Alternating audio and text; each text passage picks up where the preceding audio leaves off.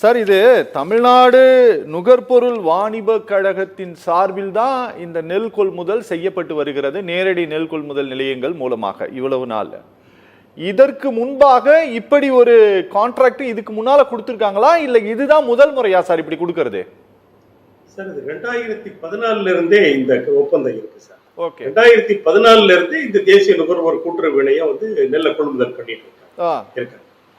2014 இருந்து இந்த நடைமுறை இருந்துட்டு அப்படின்ட்டு சொல்லுது அரசாங்கம் சொல்கிறது, கரெக்டா?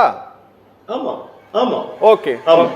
இதுல என்ன விஷயம்னு கேட்டா, இப்ப டெல்டாவில் மட்டும்தான் அண்ணன் பிஆர் பாண்டியை சொல்லும்போது சொன்னாங்க 1973 நேரடி நெல் கொள்முதல் நிலையங்கள் வந்தாச்சு. குறிப்பா டெல்டாவில் தான் என்ன, இப்ப டெல்டாவில் இருக்கிறது மட்டும்தான் தமிழ்நாடு நுகர்பொருள் வாணிப கழகத்தினுடைய நேரடி கட்டுப்பாட்டு. இப்ப எங்களுடைய தேனி மாவட்டமோ தென்காசி மாவட்டமோ என்ன செய்யும்னா மாவட்ட ஆட்சியருடைய கட்டுப்பாட்டுல வரும். இங்க ஒரு நெல் கொள்முதல் நிலையம் வேணும்னா அதை முடிவு செய்ய வேண்டியது தமிழ்நாடு நுகர்பொருள் வாணிப கழகம் அல்ல, மாவட்ட ஆட்சியர். ஓகே. அப்போ நாங்க இப்ப நீங்க ஒரு கேள்வி கேட்டீங்க, இந்த தமிழ்நாடு நுகர்பொருள் வாணிப கழகம் தானே நெல்லை நேரடியா கொள்முதல் பண்ணுதான்னு கேட்டா அவங்கதான் பண்றாங்க. ஆனா ஒப்பந்தம் யாருகிட்ட இருக்குது? தேசிய நுகர்வோர் கூட்டுறவு இணையத்திடம் இந்த அரசாங்கம் என்ன செய்திருக்கிறது? ஒப்பந்தம் போட்டிருக்கிறது. அந்த தேசிய நுகர்வோர் கூட்டுறவு இணையாற்ற ஒப்பந்தம் போட்டிருக்கிறா தமிழ்நாடு அரிசி உற்பத்தியாளர் கூட்டமைப்பட்ட ஒப்பந்தம் போட்டு எத்தனை கை மாறுது பாருங்க. எத்தனை கை மாறி கடைசியில அவன் போய் கொள்முதல் பண்ணி நெல்லை கொள்முதல் பண்ணி விவசாயிக்கு உரிய தொகையை கொடுக்காம அவன் மேல சிபிஐ விசாரணை கேட்கக்கூடிய அளவிற்கு இந்த நாடு விவசாயிகளை என்ன செய்கிறது? நாலாந்தர குடிமக்களாக நடத்துகிறதோ என்கிற வருத்தம் எங்களுக்கு இருக்கிறது. கூடுதலாக இதில் தலையிட்டு தமிழ்நாடு அரசாங்கத்தோடு ஒப்பந்தம் போட்டிருக்கக்கூடிய, அதாவது நுகர்பொருள் வாணிப கழகத்தோடு ஒப்பந்தம் போட்டிருக்கக்கூடிய இந்த தேசிய நுகர்வோர் உரிமை அந்த ஆணையம் இருக்கு இல்லையா, தேசிய நுகர்வோர் கூட்டுறவு இணையம் இருக்கு பாருங்க, அதற்கு எவ்வளவு பொறுப்பு இருக்கு தெரியுமா சார்? ஒரு மத்திய அரசினுடைய ஒரு பொதுத்துறை நிறுவனம் நீ போற போக்குல ஒரு வேலையை செஞ்சிட முடியாது. நீ ஒப்பந்தம் போடுவதற்கு முன்னால் அந்த தமிழ்நாடு அரிசி உற்பத்தியாளர் கூட்டமைப்பட்ட அந்த ரவீந்திரன் கேட்டது போல என்னடா வச்சிருக்கிறன்னு கேட்டாங்களா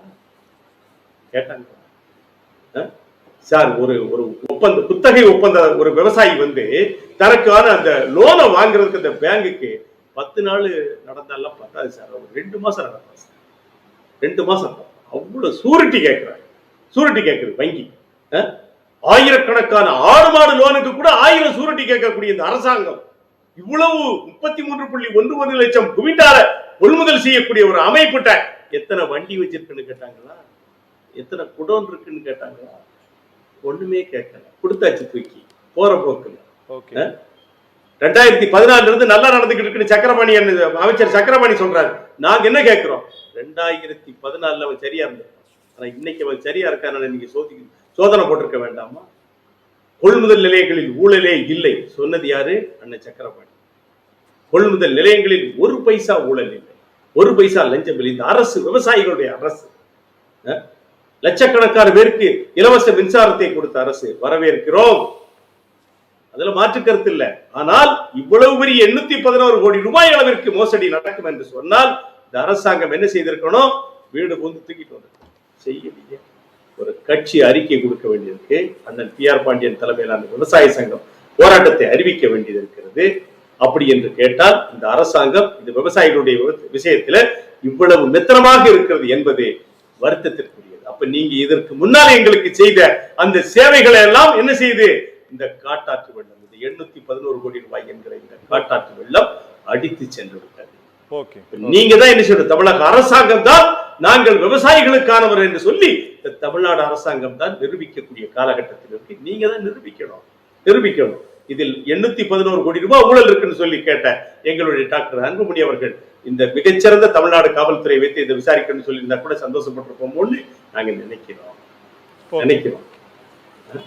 அப்ப எங்களுக்கு இருக்கக்கூடிய வருத்தம் என்னவென்று கேட்டால், இவ்வளவு பெரிய ஒரு நெல்லை கொள்முதல் செய்யக்கூடிய ஒரு நிறுவனம் அடிப்படை கட்டமைப்பே இல்லாமல் இருக்கின்ற நிலையிலே அதை எப்படி நீ பண்ணிட்டு போற போக்குல நீ பண்ணிட்டு போடா, விவசாயி எந்த கிணத்திலே விழுந்து செத்துறதா, இந்த ஆத்திலே விழுந்து செத்துறதா அப்படின்னு சொல்லிட்டு ஒப்பந்தத்தை இந்த அரசாங்கம் அதை அதை அப்படி கண்டினியூ பண்ணும் என்று சொன்னால், தொடரும் என்று சொன்னால், இது எங்களுக்கு செய்யக்கூடிய துரோகமாக நாங்கள் பார்க்கிறோம்.